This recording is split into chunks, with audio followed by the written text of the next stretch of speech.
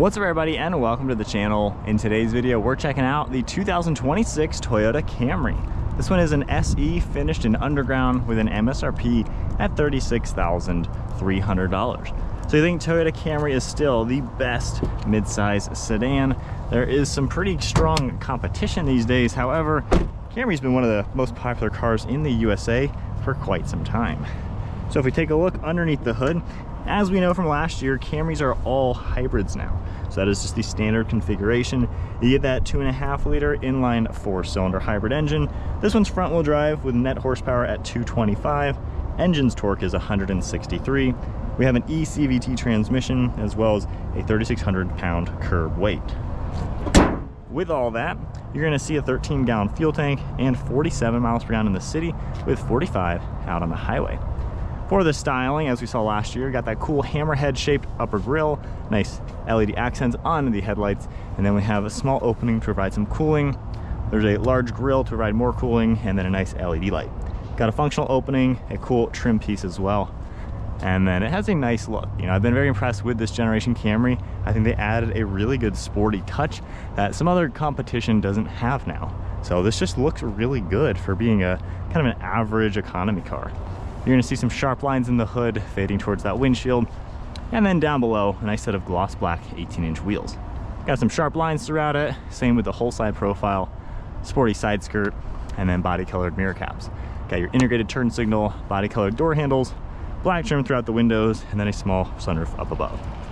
For the overall side profile, has a really good look with a nice profile, nice sharp line cutting all the way to the back. So can't complain with the styling. I think honestly it just really looks good. And then even in back, you have that kind of hammerhead shape throughout this back piece with Camry written out in black. Got some halogen bulbs, but a nice red design. You got your Toyota badge as well as that small lip spoiler. Down below we have a little bit of the plastic trim with a exhaust over on the left side, and then some sharp body lines all throughout it. So really nice layout overall, just a sporty looking compact car.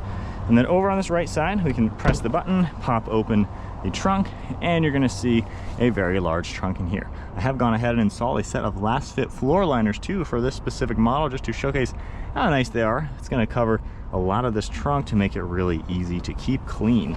Down below, we can even pull this up. We have our spare tire in there with all the equipment, but I like how easy the floor mats are to work with. There's gonna be these pull tabs as well to fold down the back seats, and it gives you a lot of space. Then for the interior now, these seats fold flat. There is going to be a bump into the back, which is one little drawback, but still super easy to use. And then this can seat 3 people. You have your armrest and cup holders in the center, and then some nice fabric, as well as this cool soft text interior. So pretty sweet looking seats with the colors. You got your air vents, USB plugs, storage, and then once again I had the last fit floor liner for this whole second row. So really nicely done. The stock ones are just going to be a small rubber mat on each side. This covers the entire rear end with a large lip to protect a lot of the carpeting. So when your kids are back here or guests are in the back, you're going to be able to keep your car clean without worrying about it. Back door panel does have a lot of hard plastics versus the front, so a little basic. But then as we hop inside now at 5'11", I have pretty good legroom and footroom. Really can't complain too much. You have decent amenities, good enough headroom. Wouldn't mind a little lumbar support, but again, you know, sedans aren't the most comfortable back seats in the world, but roomy enough for grown-ups or car seats. And then lastly, as we hop into the front seat now, you have the smart key to lock and unlock it, and then the upper door panel here is a lot nicer. We have a soft touch plastic, this cool fabric, the trim, all of your controls, and then power seats up above. And then for the last fit liners up front, these are gonna cover a lot more than the factory ones. They even have the locks just like the factory, but this lip goes up a lot higher, same with the passenger side. And if you want a set of last fit floor liners for your new Camry, the link down below, we have a 20% coupon for you guys. So check that out for those of you who own a Camry. For the seats, you have the same stitching design, everything that we saw in the back. Really cool looking interior, and then more of that fabric over here. Foot on the brake, let's fire it up. Engine won't necessarily turn on. There are paddle shifters for the EV system, cruise control on the right side, some controls for the screen, and then Bluetooth and audio. Stock on the right for windshield wipers, stock on the left for turn signal and headlights. And then for the screen, you have a lot of things you can go through. Of course, you can see MPG, safety information, and just a lot of basic stuff. So nicely laid out as expected. Over here we have automatic headlights, interior lighting, trunk release and fuel cap, and then one of your air vents. Some soft touch plastic up above, and I like how this air vent is integrated into these stripes leading right to the screen. Now for the 2026 RAV4, that's the first car to have the new multimedia screen. So for 2026, looks like the Camry still has the old one. Honestly, I've never been the biggest fan of this. It's just really basic for being a large screen.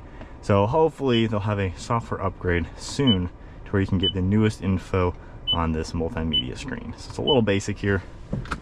Into reverse, you have your nice camera though. You can toggle that. And then climate controls are always over here, which is a really good touch. Got your air conditioning, different zones, dual zone, all that. Hazards as well as air vents, and there's plugs down below with wireless charging and a ton of hidden storage. Now we have drive modes right here. You can toggle this, it pops up on the screen, and then we even have an EV mode. So when I tap that, you can see it on the top left for good slow speed driving. Got a nice shifter as well, padding, and then a good amount of space. Storage over here, as you would expect, and once again, looking at the last fit floor liner, looks very nice. One last look at the interior. I think the new Camry is very sporty over the previous gen. They did a cool job just giving it a much nicer look. Simple headliner with your sunroof, and then we have the garage door buttons underneath the mirror. All right, so setting off now in the 2026 Toyota Camry. So this one's kind of middle trim with a lot of the options without being overbearing with the most expensive ones, but it's also not basic either. So in this, ride quality is pretty good. Acceleration is not too bad, especially with the eCVT and the hybrid system. You have that nice down low electronic power just to zip you up to speed. So nice and peppy, even right there, just increasing the speed quite a bit. So that's sport mode. Of course, if you go to eco mode, it gets a little bit more conservative. But for a good efficiency, hybrid sedan, it's actually nice to drive and peppy enough to really get up to speed very well. Overall ride quality is really smooth. Actually feels really nice and comfortable, absorbing bumps well. It's not all too noisy either. Maybe they made a couple adjustments from 2025 because I feel like the older, or not really older, but the last year model, which was still the new generation, I don't know, it seemed a little bit noisier. So maybe just all in my head, but it does feel nice and smooth for what it is. Good visibility all around, the glass is all large, mirrors do a great job, and really easy to see over your shoulders.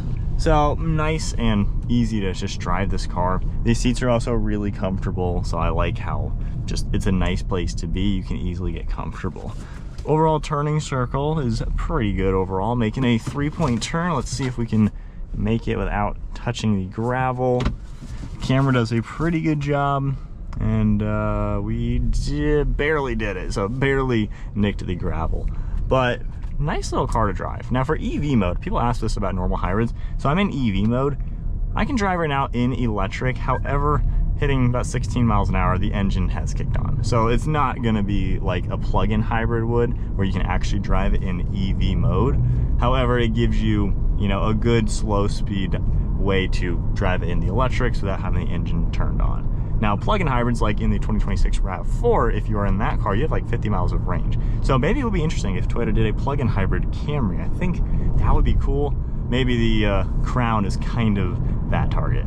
But nonetheless, the Camry is a pretty good car. It's sporty enough for being kind of an average economy car, nice mid-size car. It seems to have a lot to offer. Hopefully they integrate the new screen that we saw in the new RAV4 into this car very shortly, because it's just a little basic. I would just have CarPlay on it, and that's all I would ever use on the screen. So overall, nice to drive car. It's roomy enough, comfortable enough. You have amenities. Of course, there's plenty of trim levels from like low 30s up to about 40 grand. I think the mid 30 grand range is the sweet spot for this car, just because you're gonna get basically everything you're gonna need.